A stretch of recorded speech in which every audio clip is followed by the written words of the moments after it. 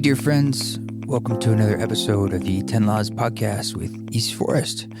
I'm East Forest, and today I have a return guest, Mr. Cody Wiggs. Cody's someone who was back on an earlier episode, and we had reconnected because Rod and I were out there in Denver, which is where he's located, and it sort of just popped into my head that he had offered to help facilitate an experience. He does a lot of work with ketamine therapy, and, well, you know me, I'm interested in this stuff, and so I reached out, and he was kind enough to slot us in, and it was really, really an amazing experience, and so we get into the details of what that experience was like, but it's something that really got me interested more in this particular compound as a medicine and how it can be used therapeutically, and particularly how it was interacting with, we used the Spores album, which is a future East Forest record that is excerpts from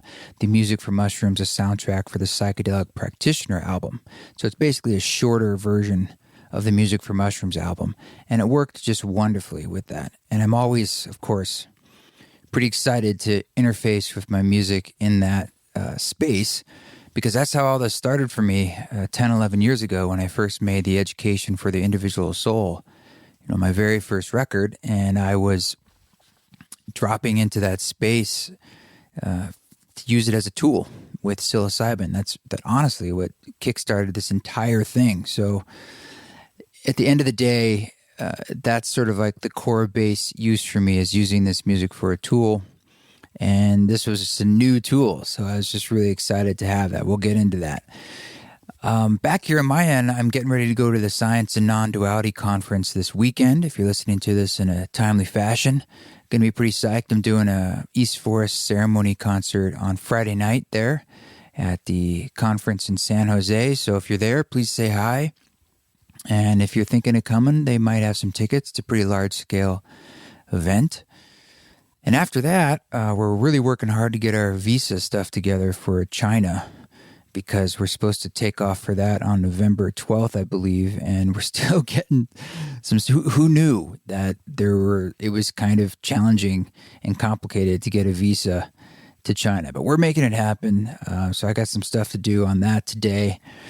And otherwise, I might have mentioned on earlier podcasts that I've been working on a music studio space here in Boise at Rada's home. She had an exterior garage that I've been converting into a mixing space and a music space. And so basically some soundproofing and insulation, electrical, all that kind of stuff, building windows. And we ran into some issues with the city of Boise. Like, a neighbor complained, so they shut us down. They came over, we got a stop work order. So for months now, it's been just in stasis as we've been working backwards with the city to try to come into compliance. And the huge, great news is that the inspector, Tony, came over on Monday, and he was cool. I mean, it was like the best case situation. And so essentially we got the green light. I'm moving ahead. Everything's cool. And I'm kind of in denial that this is actually now going to get finished. So I've been out there working, and it feels good, man. It feels good to get my hands dirty and get back in the game of cutting wood and measuring stuff. And it's always been an aspect that I find really balancing, and something that I typically really look forward to when I wake up. I'm like, oh, I got to go out there and build. And it often feels like the perfect yin to the yang, or is it the yang to the yin? I don't know, to music making, which feels very right brain. And going out there and building is obviously very left brain, but it does involve right brain activities too, of creativity and problem solving. So maybe, in some ways it's a form of creativity, construction and carpentry. And it's so rich, and because you're using your body as well, it's just sort of like body, mind, full body experience of working. So it has similarities to music in that sense. And I've been out there, and I'd love to get it done by Thanksgiving, but there's a lot of, with China and touring and things going on. We'll see, but I'll keep cracking away. And I need to do that because while I'm up here this winter, based out of Boise, I need to make music. I need to keep doing what I do, mostly so I can stay happy, but also just to make a living and start working on the next stuff, the next projects. So, hey, did you enjoy the Christopher Willits remix or rework that came out? And we've got the next one coming out, which is Laraji, as I might have mentioned last week. If you don't know Laraji, he's an ambient legend. I think the story goes that he was discovered in Washington Square Park in New York City by Brian Eno quite a while ago. And that brought him into prominence. And since then, he's just a super wild dude. I'm going to try and get him on the podcast if I can, but he's a tough one to nail down. But we did talk a little bit, and I helped him out with this rework. I mixed it for him, and we got it mastered, and it is in the queue. So November 1st, All Saints Day, it's perfect because he did a rework of the track, like taking off an old shoe, a.k.a. Death, the Laraji rework. So I think you're really going to enjoy that. And then we have several more in the queue, several amazing artists out there right now working on reworks that I'll tell you about as they start to unfold. And that'll go pretty much till the end of the year to culminate and wrap up the Ram Dass project with these other additional voices. All right, so let's get into this conversation with Cody Wiggs. We take things even deeper and just sort of catch up on where our thoughts have been on this process, and I'll tell you all about my experience in the ketamine world. Here it is, Cody Wiggs.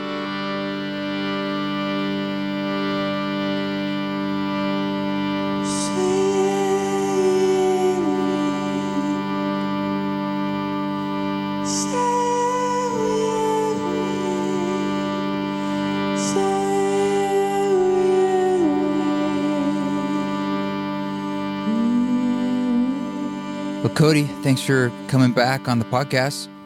Thanks for having me back. Excited to reconnect with you. Yeah, you reached out. I mean, we ran into each other recently because you reached out in Denver. But before that, you were kind of saying that since we last talked, like your work has evolved and there's more things to share. And then we bumped into each other when I was in Denver with Radha for the Jonesy and Alex concert. And you were kind enough to link up the next day, which was just perfect, man. And awesome. I got to have a wonderful experience with you, at least you doing the guiding for ketamine. And it was really positive and powerful for me. So thank you. You're welcome. And I'm excited to hear how that's been unfolding for you and drop in a little further on what your experience of the ketamine space was. It's a space I've had a lot of difficulty lately actually articulating because it does move so far beyond language, I find often. And so I'm always keen to hear what other people are finding in that space.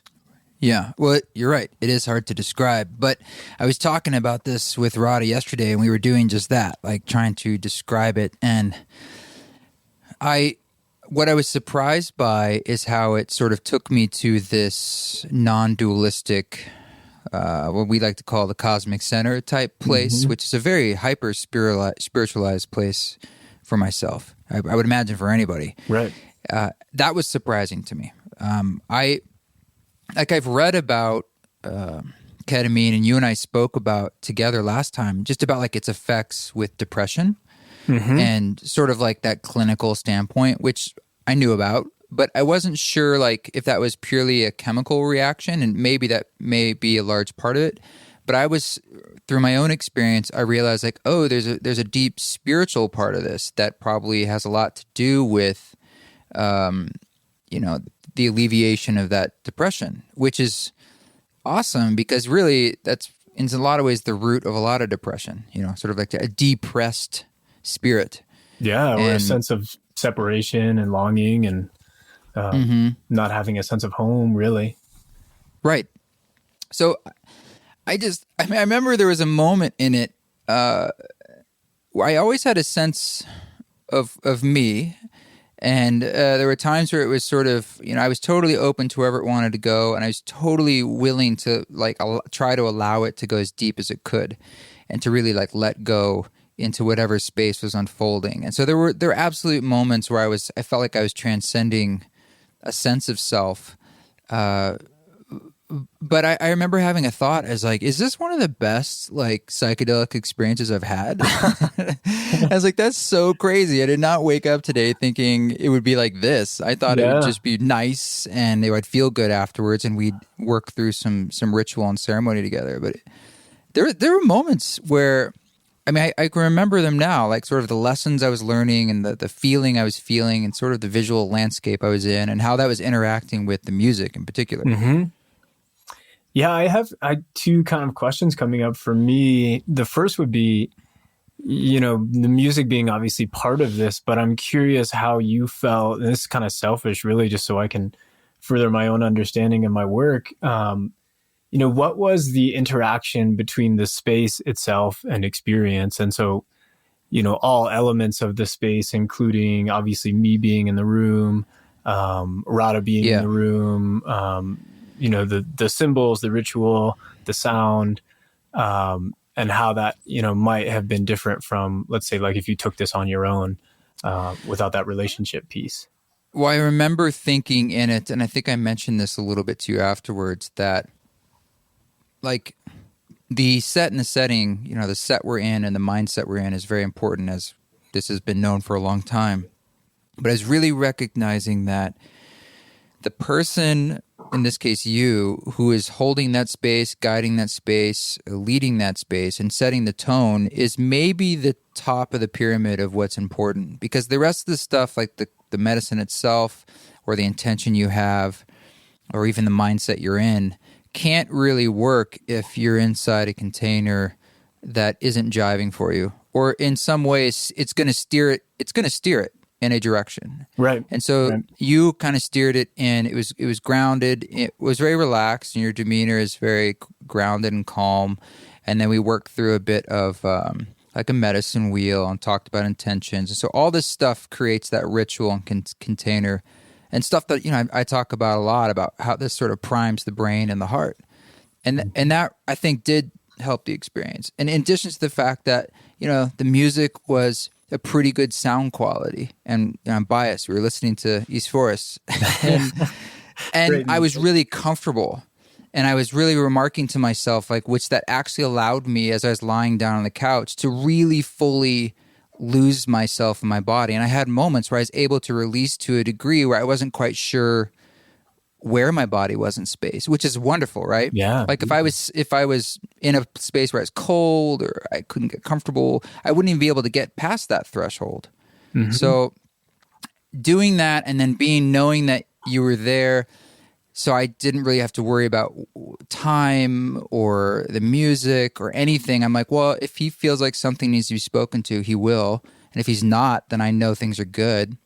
And that allows me to just relax even more, having like that sitter role and someone who's experienced with it to know, you know, what to say when it's over, how to come in and out of this. Because I didn't know. Mm-hmm. You know, I'm just in it, and I'm like, I don't know. I'm at this maybe as a peak. I don't know. And I could just ride it though, and just roll with it. So it felt good. Really good. Yeah. And what's been interesting to me about, you know, both your experience and a lot of what I've been seeing in session lately is there is quite a bit of space in session where, at least verbally, we're not interacting, right? Like you're pretty much in your experience, and I'm literally just sitting. And as a therapist, you know, people are coming to me and paying me money to help them. It's something, honestly, I've struggled with sometimes, of like, well, what is the significance or the importance of actually just sitting and just holding space, whatever that means. But in my own journeys recently, you know, in the last couple of months, I've definitely, you know, even been in a situation where all these people were having these big experiences, and it would be easy to get caught up in, you know, sort of a spiritual materialism comparison game of like, well, what's my experience going to be like? And when the time came for me, nothing really happened at all. Even though I'd taken a pretty powerful medicine, and yet there was so much beauty in that experience because I was surrounded by 6 people, all just silently sitting and being witness to my process and my experience, and really attuned in a way that was actually quite present, even though there wasn't an exchange of words. So that it's just a dynamic I've been really curious about of what we can offer one another just through presence. And Well, what the I value think of the that is. role of the sitter is not something that's really valued or taken into consideration for as powerful as for what it is. And I think that's what we were talking about before about, what was my experience with you? And I'm just using that word sitter, guide, facilitator, whatever you want. It's really, really powerful. And I've said over and over again that, your attention is your currency, and like that's a huge gift you give, and it's also something that's commodified in this world. But they know that because it truly is like one of the most powerful gifts you have. And so just sitting there and being present, it's like that is the ultimate, really. And there's the old Terrence McKenna line about, he's like, all you need is like a person in the next room, and maybe they just pop their head in every now and then, and they're like, "You cool? You doing all right?" Or like I ring a little bell if I need them. But basically, I've always told people, it's like, do the least amount you need to do. Yep, non-invasive. But yeah, that decision about whether or not to act is very powerful. It's not a simple because it's so easy to do too much. And it's so easy to steer someone with your own bullshit that you're bringing into the picture. It's so easy to kind of color in a not very powerful way, and to try to get the person through something that maybe is uncomfortable for you to witness, that now you're actually not allowing them. You're stunting their own growth through the process. Right. And, the sort of flip side of that is that there are moments of intervening, certainly, and a lot of my sessions are highly interactive, kind of the opposite of the experience you had, where we're engaging and talking the whole time. And, maybe this has come up for you, but what I've been playing with is speaking more from my body directly, and from my experience of, people use the language like somatic hit. So that I'm almost in a bit of a meditative state as I'm there holding space. And that, in my mind, or the mind, or just has all these ideas, right? And is constantly wanting to check in or make sure, there's quite a bit of checking myself of now's not the time. But every now and then something will come up in my body that's like a distinct sensation.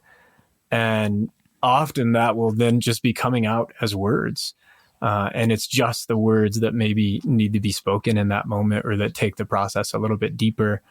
And, we could speculate all day on what that actually is. I think there is some kind of co-resonance in the space of being with another person's body in the same room. And as you said, giving that currency of attention, where sometimes the stuff that comes through and comes out of that process is surprising to both people. Sure, I would imagine. I mean, how do you find that you're able to trust your own intuitive sense or experience to know, if it goes from not saying anything to helping them somatically with pressure on their body, or this is going to be we're going to talk through something? Yeah, I just actually was talking with somebody else this morning who does this work, and we both kind of agreed that luckily for us as facilitators, there's a lot of forgiveness in the medicine space.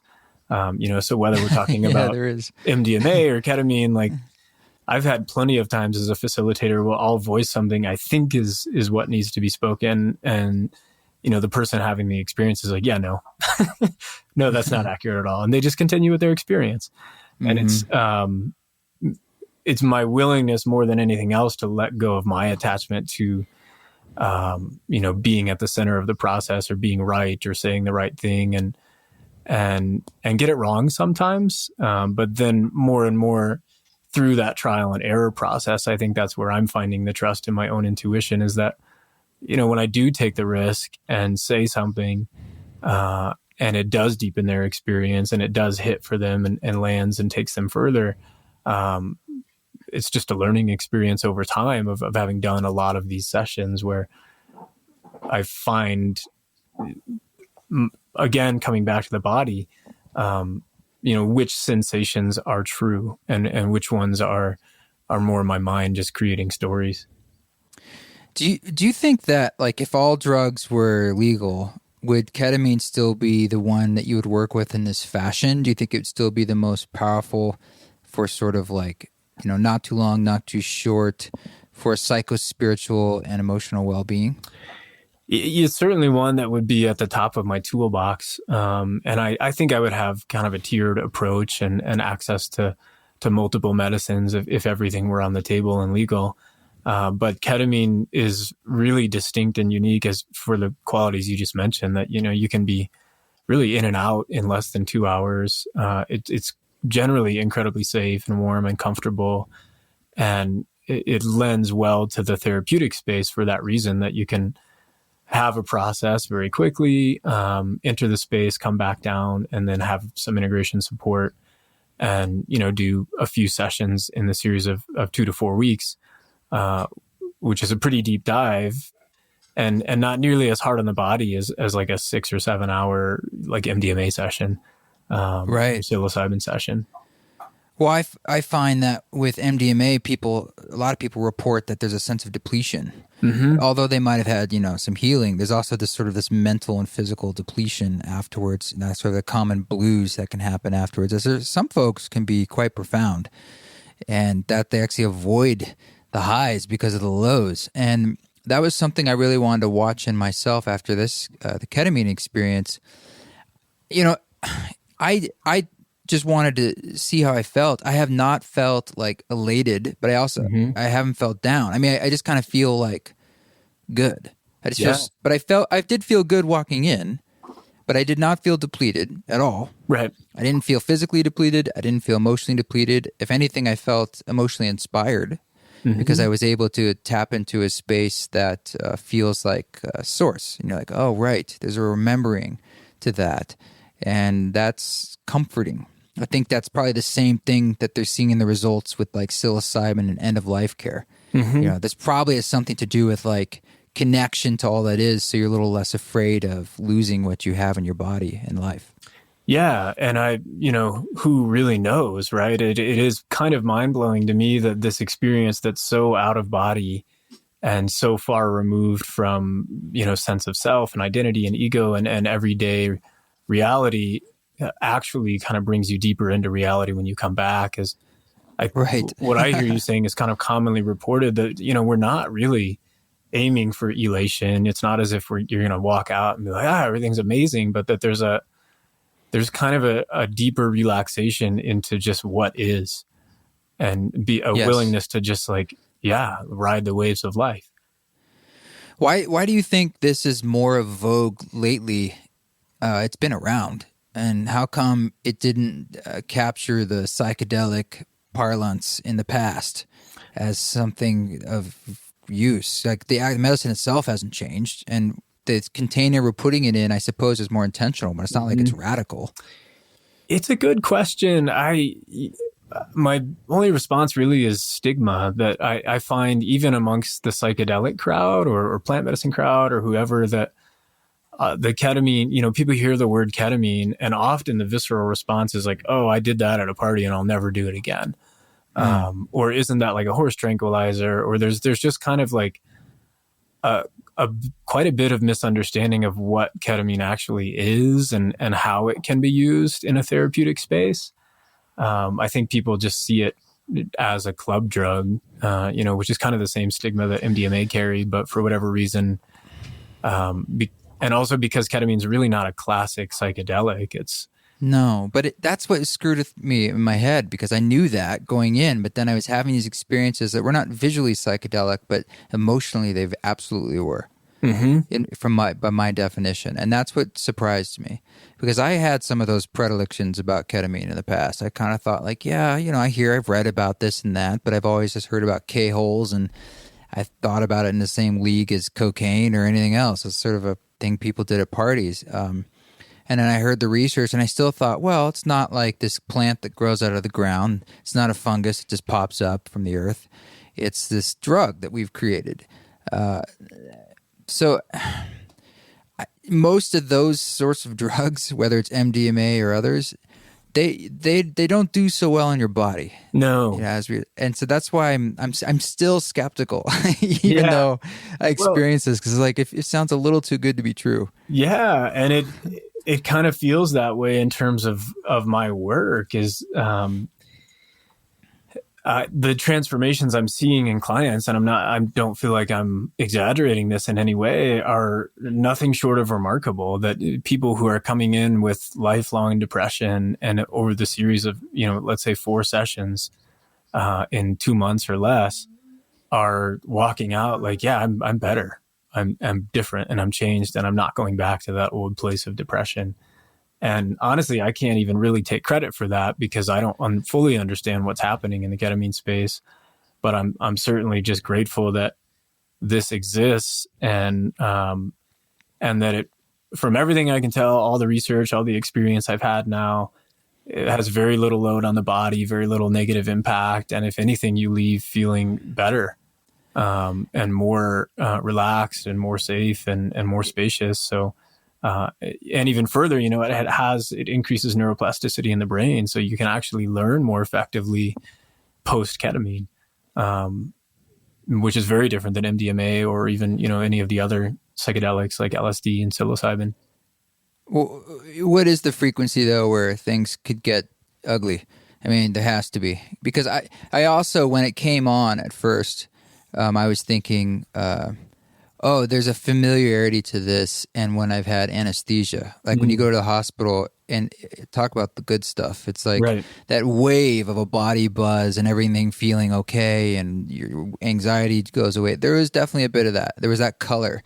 And I thought, okay, it's that kind of world, which is quite pleasing. And I could see how some people could abuse that. I don't know what the addictive qualities are of ketamine, nor do I know even the real toxicity of it. We talked about this a little bit anecdotally, but these are interesting things to know. I mean, the safety profile is incredibly high in terms of not affecting the body in any sort of deleterious ways at the doses we're using in therapeutic sessions, right? But that there are certainly, and even the addiction profile, is very low. That biochemically, it's not a highly addictive substance. There's a kind of the classic case study in the field is John Lilly. I don't know if you've heard of him, the guy who was... Yeah, the float tank guy. Yeah, and, did he talk to dolphins or... Something. He talked to all kinds of... Yeah, he's got a whole book about dolphin communication. Yep. But he got deeply addicted to ketamine, to the point where the stories go that, he'd like go to a party and he was just out in his van shooting up ketamine and just really getting lost in that space. I think he drowned in his hot tub once and his wife revived him. So, talk about abuse, and I think eventually it probably did lead to his death. But from what I've read and understand, that was more for him about a rejection of this level of reality of existing in this plane and in favor of whatever the ketamine dimension was or is, right? Yeah. He was more attuned to and addicted to just escaping into that realm. And that it was less about ketamine as a substance being physically addictive. Yeah, it's like pot being emotionally addictive or psychologically. And there's lots of things like that for sure. I mean, look, I meet people who are, there's definitely a form of addiction happening just with medicine work, with whether it's ayahuasca or even though you're like, how could someone be addicted to something so challenging? It's like, boy, do I see it. They just can't stop diving into that space over and over and over again and deeper and deeper and deeper.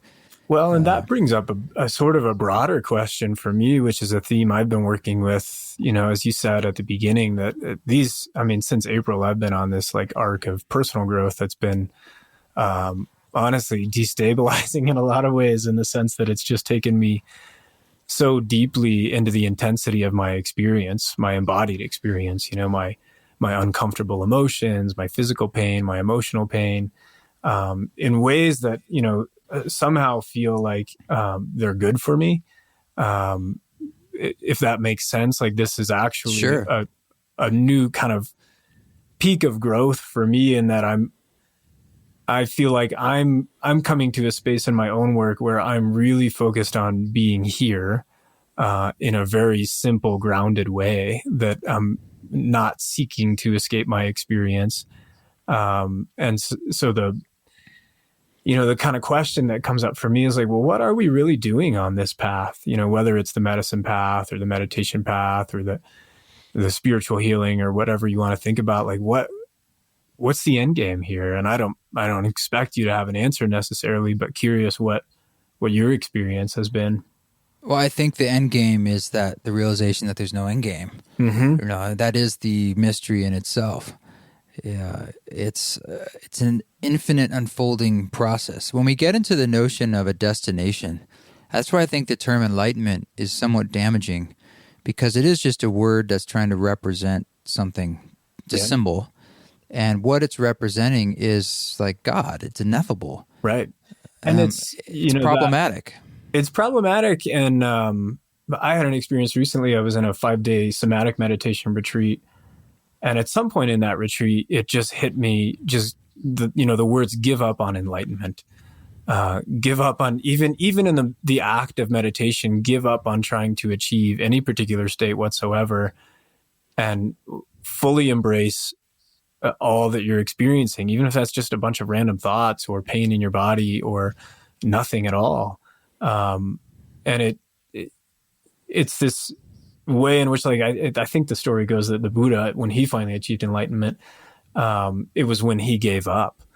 And he was just so exhausted. I think he'd been fasting for 40 days and he just sat down beneath this tree and said, I'm done searching. I'm so tired of trying to achieve anything. And then it hit him.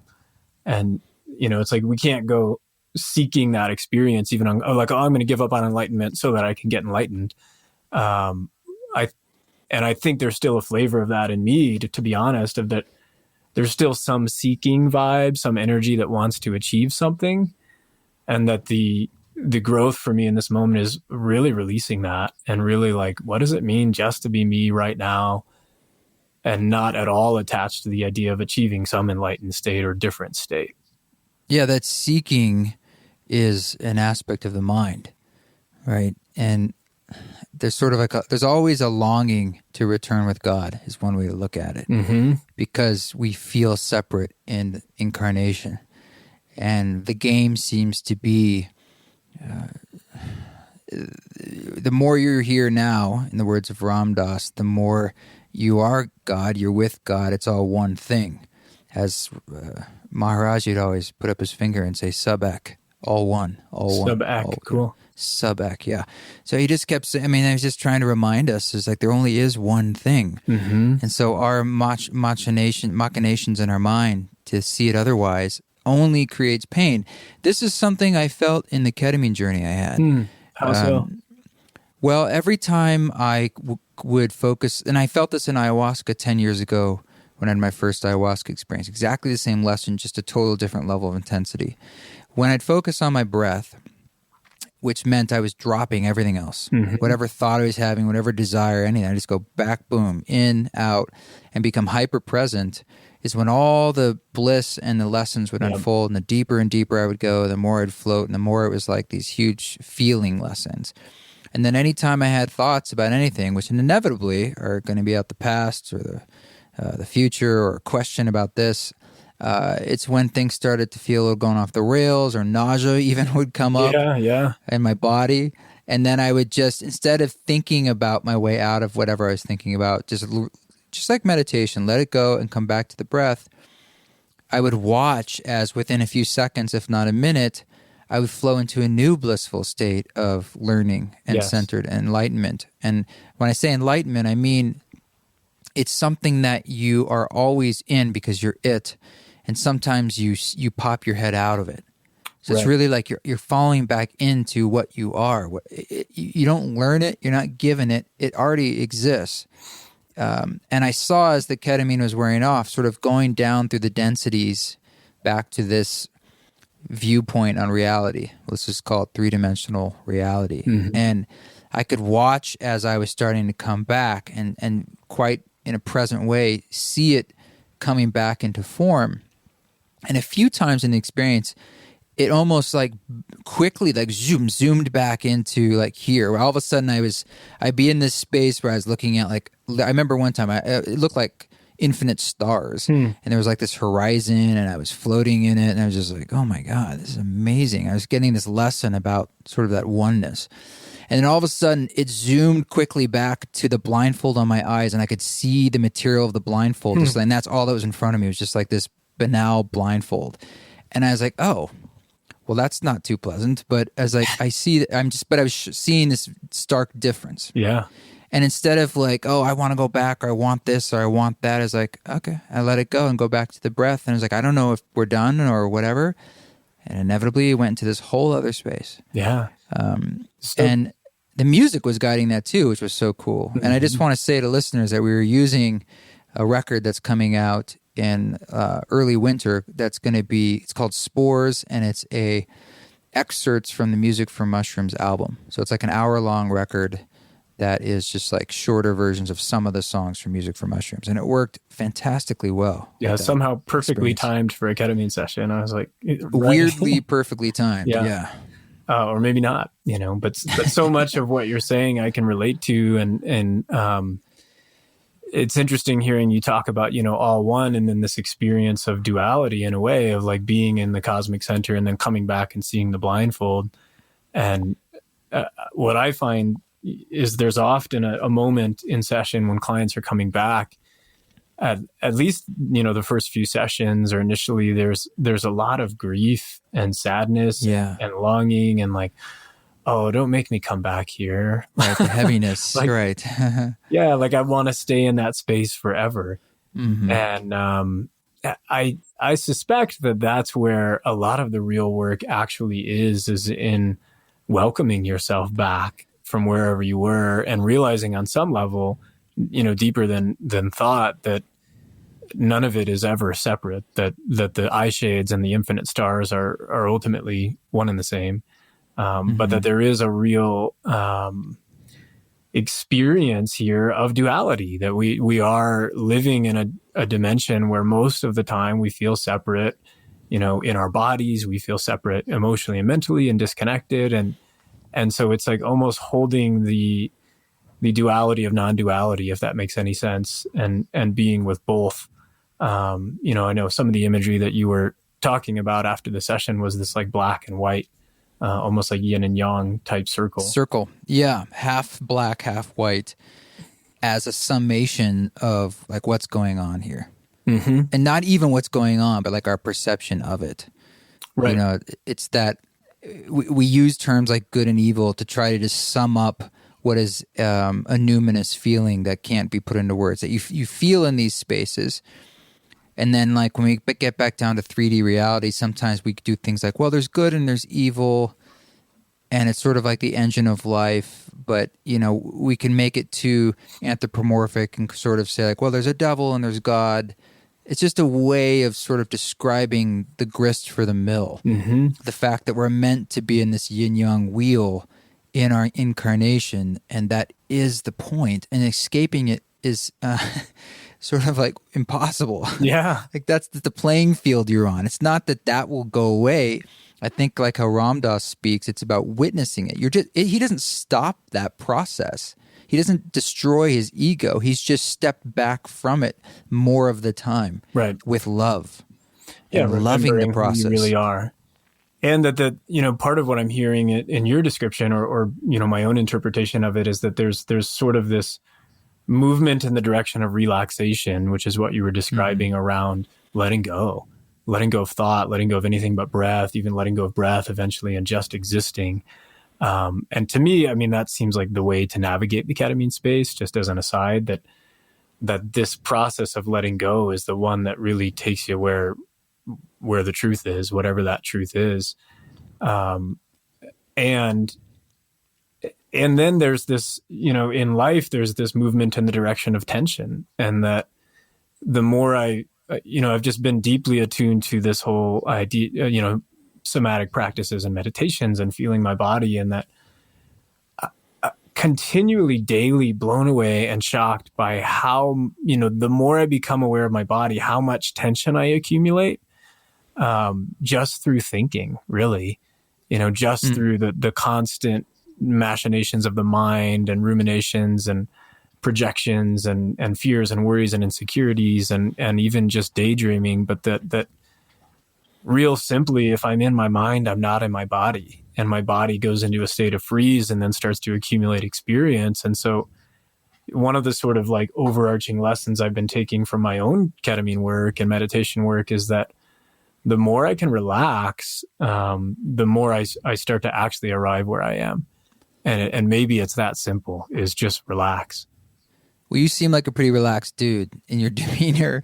I mean, what practices are you bringing that help you to do that, to relax, to let go? Yeah, I mean, lately I've been tapping into, I don't know if you're familiar with Dharma Ocean and Reggie Ray, and it's a really strange time to be tuning into those practices because I'm deeply loving them and finding a lot of truth in them and honestly relief and just like, oh, so thankful that I found something practical. And at the same time, there's been an accuse of abuse of power and an accusation, of abuse of power against Reggie and against this part of how he's holding the community. And so there's this kind of going back to your good and evil. It's like, okay, we look at like Chogyam Trungpa or all these spiritual leaders who seem to have some deep wisdom and then showed up in the world in a way that just was harmful and negative. And so my own ability to hold the practices as they are and release them from this person of being good or evil or bad. So that's a long preface to say that the practices themselves are really breath and body based, so in Reggie's work, there's like a 10 points practice where I just lay down for half an hour every morning and I start at my toes and I feel my toes deeply and try to relax them and work my way slowly all the way up to my head through 10 different points in my body. There's I think we did a brief version of that in your experience, and then there's different breath techniques. There's yin breathing, just breathing deep into your own belly for a long period of time and focusing on that with your awareness. There's threefold breath. There's earth, and I'm at least on board with this idea. I can't say I've like experientially deeply accessed it, that you can with enough trained awareness drop your awareness into the earth and feel yourself as connected to the earth and not separate, and that's an incredible relief and sense of support. So it's the forms of breathing and meditation. What's that?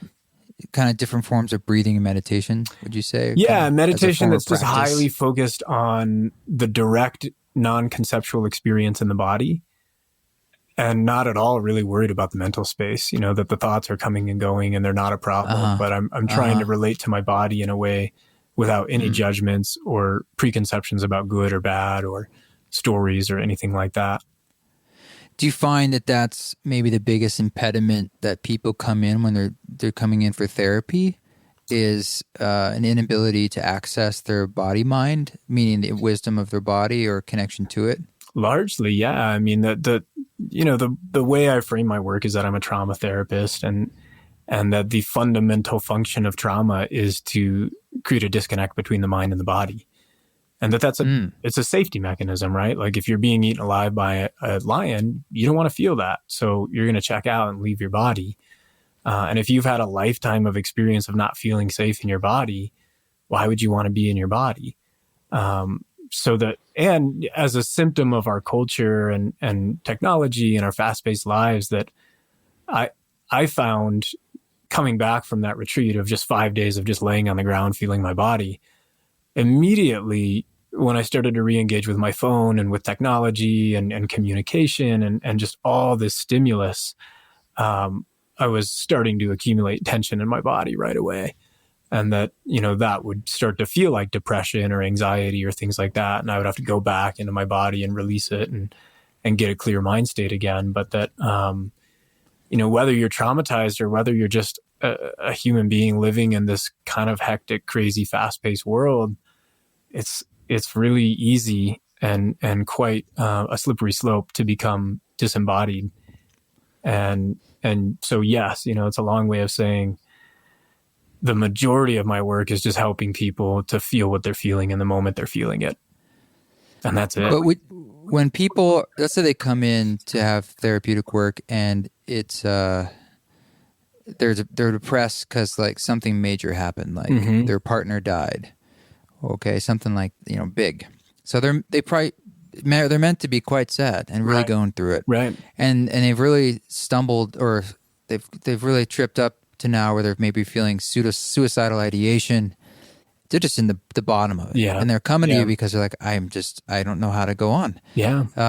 Do you find that there's a danger in something like ketamine where they might walk out of that office that day and yes, they might be like, wow, this is the best I've felt since this began. But where might that be short-circuiting the healing that needs to occur? Because that depression, in a sense, is triggered from something real that needs to have time, needs to have process, needs to have grief. But it's a fine line because you don't want to snowball into a place where you can't even live. Yeah, and it's a really good question because I think, what you're referring to is bypassing, right? That the idea that we can use anything, but especially substances to avoid and escape and numb from our experience of grief and sadness and contextually appropriate feelings. If you've been through something that devastating, feeling sad is not a problem. It's appropriate. And so what I've found is there is it's really in the relationship, right? So like if whether you're using pot or ketamine or caffeine or whatever substance you're ingesting, most of us are taking something of some kind, even food. That if we move towards that experience with the intention of shutting down and escaping and avoiding, well, we're going to create a lot of that blocked experience that's going to manifest as tension and then anxiety and depression. Or if we hold it in such a way where we use this space intentionally to move towards the experience and go deeper into it, using the added sense of safety that we get from an expanded state of consciousness to actually fully embody and contact the emotion in a really courageous way. And what I find, like you had the variety of ketamine session you got was very peaceful and relaxed and blissful. And sometimes it's not that, sometimes people really do go directly towards the emotion and there's a full expression of it that maybe they couldn't access in their waking state of mind because they have, built up mind, body, ego defenses that say, don't go there. It's not safe. It's not appropriate. It's not okay. That once that part of the mind shuts off, that then the emotion really comes and really what we're after is completion, that feelings just want to be completed. And so all we have to do is make space for them to be lived and felt and completed. And that's where, just like anything, how you use it kind of dictates whether it serves you or not. Do you think that ketamine is particularly suited for trauma or PTSD in the ways that they've been doing some research about MDMA with MAPS? Yes, and I kind of am more and more of the opinion that MDMA specifically for PTSD is kind of just the way to go. I think ketamine has some utility there, but it's almost the difference between the way I've been thinking about it is MDMA is like zooming in and so getting really deeply embodied access to your experience, the memory of the experience. Whereas ketamine is like zooming out. And so you get space from the experience, which can be healing. Sorry to interrupt, but with MDMA, isn't it like that's really only going to be the case if someone's guiding you into that experience and things just are less charged emotionally because of the MDMA? Whereas I felt with the ketamine, like there was something going on, or it seems to be chemically, at least with depression, like the experience itself is healing, where I would say with MDMA, it might not be healing unless there's someone there to guide you through what you need to do. Like on its own, it feels nice, but I don't know if that I don't think it would do much for PTSD, I'm thinking, unless it had that guidance. 100%. Yeah. I mean, and that's why the model they have is MDMA assisted therapy, that it's really right. The MDMA is not doing the work. You and the therapist team are doing the work. So and that's, that's where I am curious about. I think you're right. You're onto something, that the ketamine is a little bit more autonomous. But I will say, when I do my own sessions, there's something different about having someone in the room. And Sure. I think we even talked about this last time, of just that, the sort of, I don't want to say mandate, the opportunity to be in relationship and to trust and surrender and open and be vulnerable and be witnessed. Mm-hmm. It's just like playing music for one person versus no one is totally different, obviously. But even just one person is almost harder than 1,000. Yeah. It's more vulnerable. There's more of a direct relationship. Yeah. I mean, as you're speaking that, I'm actually, speaking of somatic hits, getting quite a lot of sensation and even emotion in my body, thinking about the simple and sometimes terrifying edge of being witnessed in our messiness and our rawness. It's a theme I've been really embracing lately in my life. And it's it's one of those things where it's like, oh, this is what I want. I want realness. I want authenticity. I want connection. I want vulnerability. And then getting it, I'm like, oh shit, this is, this feels like, dissolution. This feels like complete annihilation, because if I'm really choosing to fully, not hide any part of my experience and allow all the parts of me that I hold judgment against, or that I think are messy or too much or not okay, out in front of another person, so much trust and such an opportunity to heal. And that's, the blessing I've been receiving in relationship lately, is that I keep being met with like all these, acceptance and love. And it keeps taking me further into this edge of annihilation that feels big and exciting and just totally crazy at the same time. It's crazy that we all, as humans, experience the same thing, but we pretend like it's just us.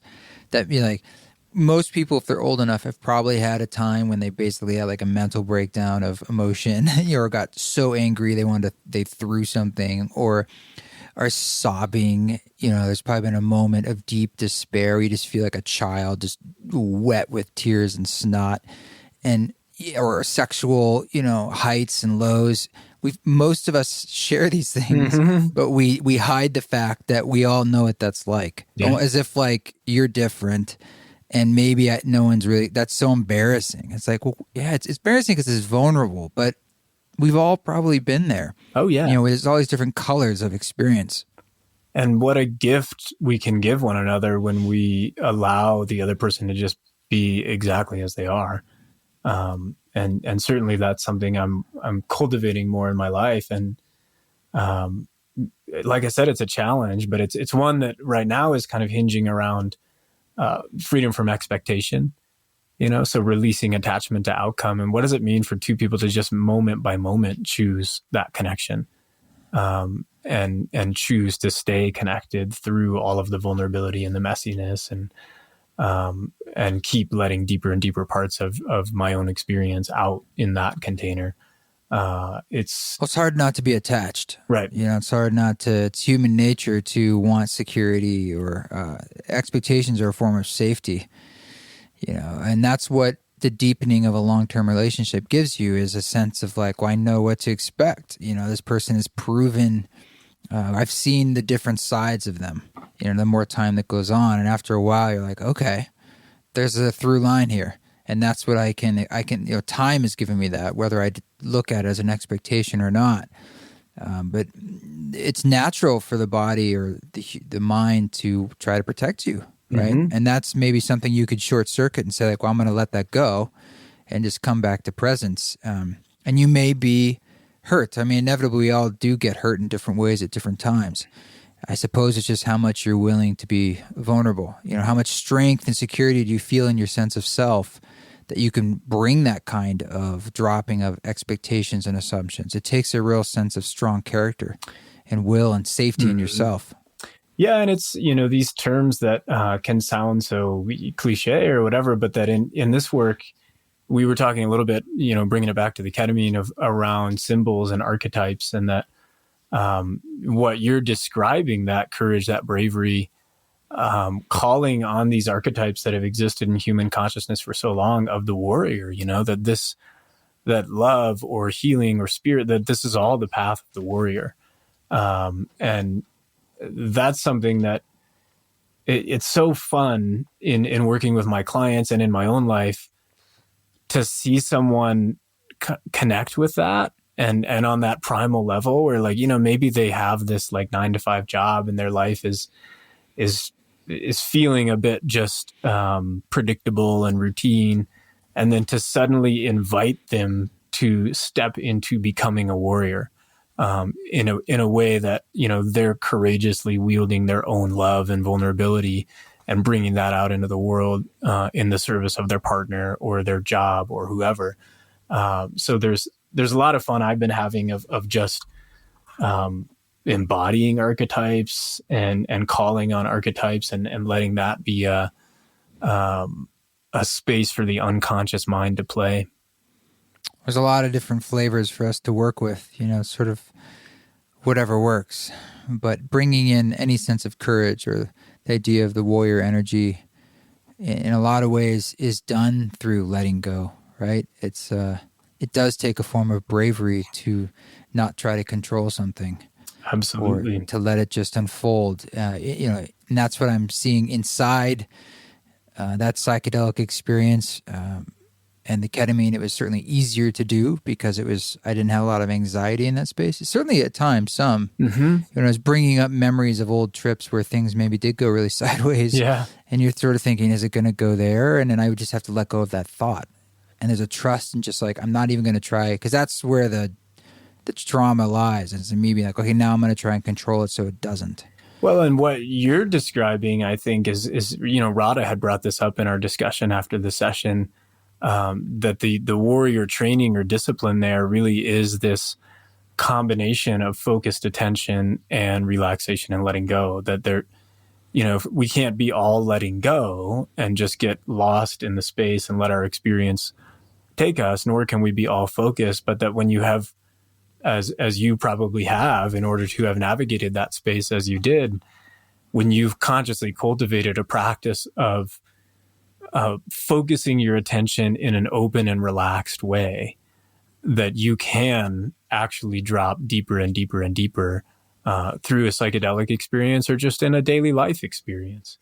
And that, I think, is kind of one of the fundamental skills that's required to navigate this space, is actually a daily practice of focusing your attention in that open and relaxed way.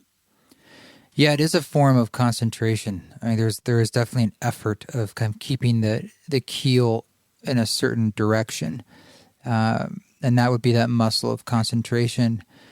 And I think the point of all of this is how it's showing you in an amplified way what we experience all the time. It's not a separate space. It's just an exaggerated space of 3D consciousness, and that's a really great lesson. I mean, I kind of think that's what it's there to show you. Is sort of it's in hyper color in a sense. It's showing you things that are part of us, part of life. Yeah, a mind amplifier, a soul amplifier, however you want to think about it.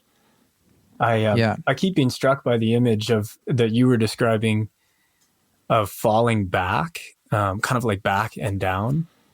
Yeah, I mentioned to you that day is I had a sensation in myself. My entire body was sort of tilting back and flipping almost upside down, and it was I've had that experience while meditating sometimes. Right, it's pleasurable. Yeah. But it's sort of it's a very slow motion movement.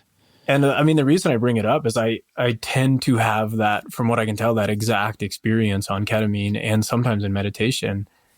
And I don't have any answers here, but I'm in terms of all the things we've been talking about and what it means to let go and drop in. I'm just kind of curious about, why back and down, and I don't know. in a lot of in some traditions, I've heard that, our masculine consciousness lives behind us. And so, how much of our attention is actually through our day in front of us. That's where our eyes are. That's where our breath is. It's where our sensing organs are. But then we're missing 50% of our experience, which is just this void behind us, this space. And that as a way of playing with awareness and attention to start to bring awareness to the space behind us and further back into stillness. I don't even really have anywhere in particular I'm going with this train of thought, but it just struck me that, we both shared that experience of falling back and down. And it's weirdly pleasurable. I had a sense of like, well, where would this go? And I was I kept kind of wanting it to go, or by letting go into almost like out of body states, or, how far into the oneness can I go? So I was sort of just allowing it to flow where it wanted to flow. And that's where it was taking me physically, which is cool because it feels like there's less and less of density of your body, and you're sort of getting more into these etheric feelings and realms because your body is just kind of like becoming very light. I don't feel that heaviness. And it's so much of what seems to arise in the medicine space and ceremony space is metaphor for life. And everything I'm hearing you describe are at least aspirations for me of how to live my life, which is to let go and float downstream and trust the process. And, that the more I actually embrace that way of being, of dropping into the oneness, dropping into the flow, not trying to control my experience of life, but just allow it, the more richness I'm finding, and of, that primal terror of, of not being in control, and accepting that, and still trusting that somehow, whatever form of belief or faith, you ascribe to, that there is, a sense of being taken care of and provided for. And I keep being blown away by that, the more I lean into it. And that is the fundamental container, I would say. We'll call it love, being held, taken care of. Like it's impossible to escape that. And then inside that is sort of that dualistic mindset, right? Good and evil. And I think it's a bit of a radical act these days to hold that frequency, that intention, because so much of what I feel in the culture is a lot of grasping and clinging and fear, that like there's nothing trustable about what's happening in the world right now, right? That it's doom and gloom and terror, and it's all going to hell. And, that somehow all these 13.8 billion years of evolution are going to end in some cataclysmic collapse in our lifetime because we've screwed everything up so badly. Like that seems to be the vibration I'm getting from the culture at large. And then to practice in my own way of being like, well, what if, not in an ignorant or blind way, like there's a lot of change that's required and action that's required, but what if we collectively held that intention that we, things are unfolding as they need to, and there's an ability to trust even this experience of collapse. It's not easy for sure, and I struggle with it, but I keep wanting to come back to that because it just seems better than the alternative.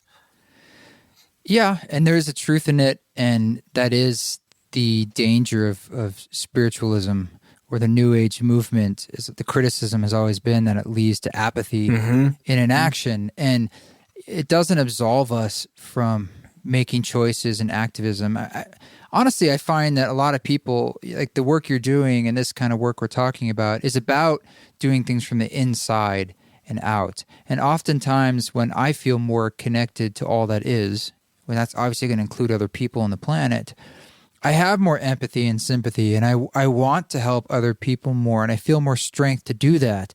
It's the feeling of separateness that creates a feeling of needing to protect yourself. This is mine, that's yours, this is where the line is, this is what the law is for. Usually, it is very important for us to still remember that, like, action in the world and activism is valuable and important. Even if there is some kind of grand design, we're still inside, again, that circle that's half black, half white, sort of half full, half empty, the yin, the yang, where we have our choices, and that's half of that's equally important, and then we have this form of destiny, and they are meant to be a paradox, because it's not there for us. If we knew exactly how this whole equation worked, well, then the jig would be up in a way. there would be no point to be here and have a spiritual life because you'd know the answer. Right. And that, I'm a huge fan of paradox. It's one of my favorite places to arrive to, because to me, it usually speaks to having hit on a deeper universal truth. That if we're actually, if we found something that is a contradiction, where it's like, okay, as you said, like destiny and choice or predestination and free will, are those compatible? And I think so, but it is a paradox. And living in that paradox just seems to be the human burden or the human blessing, that we get the opportunity to feel all of it and to, really take responsibility for our experience, and at the same time remember that we're connected. And so I loved what you were saying about working from the inside out, that if you really understand that you belong to everything else, the earth, the cosmos, that you're not separate, then in some way you releasing, or me releasing my anxiety, fear, tension, blame, resentment, trauma, whatever, is a contribution to the whole, and a worthy one. And that, imagine if we all collectively started to do that, how things might begin to shift, and how, the organism as a whole would feel the impact of that. Well, and I hope that these forms of therapy, there's myriad of them, but the ketamine therapy, for instance, that it can come to people who maybe wouldn't be able to do this, inner city, people who don't have the means. I wish we could be a society that prioritized stuff like that. And maybe there's a way it'll happen. It's sort of like activist ketamine therapy in a way. Yeah. Well, it raises a lot of good questions. And the reality of the field right now is that psychedelic therapy is very expensive. That is a problem of design. And that is a valid criticism. Yeah. I'd like to be reaching people who don't have the means too. And it's, I feel like this is delicate territory, because it's not my place to, judge another's experience or say what's right and wrong or what's needed. But I do wonder, like I used to work in, I spent about a decade working in low income schools, just, the hardest hit trauma and poverty and stories that just break your heart every day. And there was sort of a realization I came to that, I'd been given all these tools as a therapist and a counselor, and actually it would have been unethical for me to start to apply those tools with these kids, because the reality was they needed those defense mechanisms, because they weren't actually safe, so to open their hearts or open them to the depth of their pain or help them start to reprocess the trauma is like, that would cripple them, because what they're doing is actually really smart, which is to dissociate and shut off and check out from their experience. So it, it's even a privilege, I guess, to be able to do this work, coming from a foundation of safety where I know I have a place to live and food to eat, and that I'm physically safe at the end of the day. Yeah. I mean, psychedelic exploration, at least these days, definitely seems to be it's a leisure activity, so to speak, right? Because you probably aren't even going there if you're just worried about getting food on the table, and your paycheck making rent each month. I mean, it's sort of something that you would do in free time. It's like these spiritual pursuits. I just didn't want it to become another vestige of the priest class, where it's like the white priest males sort of say, well, we'll get the information and distill it down to you. Right. We need to say, like, everyone can have this experience, whatever fits them perfectly. Yeah. And I don't have the answer to say, like, well, we just give it to this person or that person, but there is a barrier, as you said, with it being it's pricey, and so we need to figure out some ways around that too. Yeah, and I'm also curious about the potential for using psychedelic healing as a modality for social activism. It feels kind of appropriate. One of the teachers along my path was this man, Don Howard, who recently passed, down at Spirit Quest in Peru. And what struck me as incredible about the way he held the medicine and the work, at least as I experienced it, was that, he would guide these journeys where we'd be on San Pedro, which is this huge heart-opening medicine. and then moving through the rainforest, on boats and by foot and interacting with these native tribes. And you couldn't help in that state but feel connected to the entire Amazon and want to protect it and help it. It was just the nature of the experience that you felt at one with it, and you felt the suffering of the tribes and the trees and wanted to help.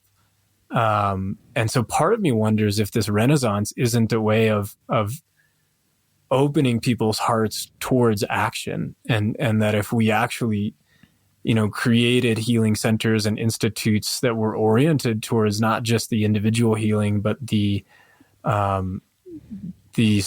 collective healing and the sort of boots on the ground, getting back into the community and saying like, all right, you had this huge heart opening and sudden awakening, and you've reached this new level of consciousness. Well, now what do you want to do with it? What is it that you're going to change in your family or in your community, in your life, whether that's literally just tending the garden in your backyard or starting some, nonprofit to help end poverty. But following your own heart and your own passion and all that's a way of saying, just a lot of gratitude for this man who came into my life and showed me that possibility, that his form of activism was really to just focus on the individual heart, and one person at a time, connect people with the planet and the earth and start to orient them towards service. So, I'm probably is not another way, right? Yeah.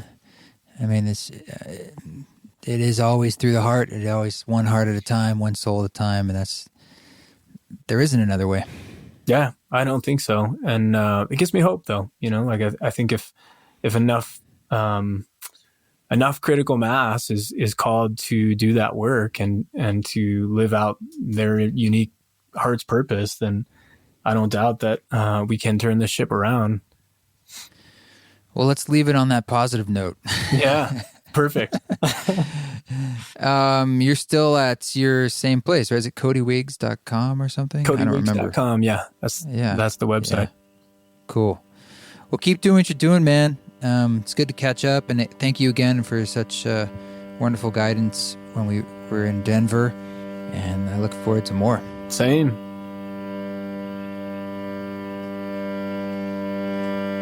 Thanks, Cody, for coming back. It's always good to get folks back on the podcast, and he's a good dude. It's great to be able to see him. I'm just glad we could deepen our connection and friendship and just the exploration of the mystery. This song that you're hearing in the background is called Accord, and it's from Music for Mushrooms, a soundtrack for the psychedelic practitioner. And this song, for example, there is a shorter edited version that is on this upcoming Spores record that's currently slated for January 31st, 2020. And that will be on vinyl as well. So the vinyl is being produced right now. It's super beautiful. So it's kind of a way to get the Music for Mushrooms on vinyl and just have a shorter version for those who want a 1-hour version versus 5. Hey, if you like this podcast, or if you're listening, it's a free podcast. And one of the ways you can help us with this podcast, not only is to share it with your friends, social media, email it to people, is to give it a review. And you can do that, particularly on iTunes, on Apple Podcasts. You scroll down, hit 5 stars. Even better, give it a written review. I do read those. We have one here from, let's see, Jimbo Jones, the Galactivator. Of course you are, Jimbo Jones. Jimbo Jones says it's fulfilling and relaxing. You've such a chill personality with enough sharpness to keep interest and enough grace and softness to keep it relaxing. I absolutely love listening to this podcast. Well, thanks, man. I'm not always chill, but I certainly cultivate chill. And I like that, sharpness with enough softness, right? That's what we're all going for. Sharp when we need to be sharp, soft when we need to be sharp. But thank you for writing that one. We got another one here from Artemis of the Nexus. These are rad names. I love it. Artemis says, thank you. I recently found your podcast, which led me to your music. I'm a big fan of Ram Dass's lecture. So finding your collaborative album with him was an awesome treat. Love the podcast and looking forward to exploring a lot more of your work. Well, me too, Artemis. There's different things there to explore, whether it's a retreat or a live event or this. Thank you. So all of you who have been rating it and doing these reviews, you can do it more than once. And we are 2 away at this point from 100 ratings. which is an awesome milestone, but it helps me when I'm reaching out to potential guests, them seeing some legitimacy and saying yes. And I have been reaching out to some pretty interesting people, and I've actually been surprised by some of the yeses. So it takes a bit more work. We have to do some pre-interviews and discussions and reading their books, which is awesome. That's why I love doing this, is to deepen my knowledge and deepen my connections to the outer world and to you guys. But there's some cool stuff coming in the pike, and I am working hard in the background, and I'm always open to suggestions too. You can always reach out at info@eastforest.org to say hi or whatever. Or hey, if you're on PayPal, that's the PayPal address. If you just want to slip us a cool million, just make sure you do it with friends and family, because no one wants to pay like a $50,000 fee. That's a pro tip there for you billionaires on PayPal. Okay, you guys keep walking your walk. I will keep walking mine. See you who are at the SAND conference. But don't take any shit, and if you do it with grace, folks. Please, for God's sake, do it with grace.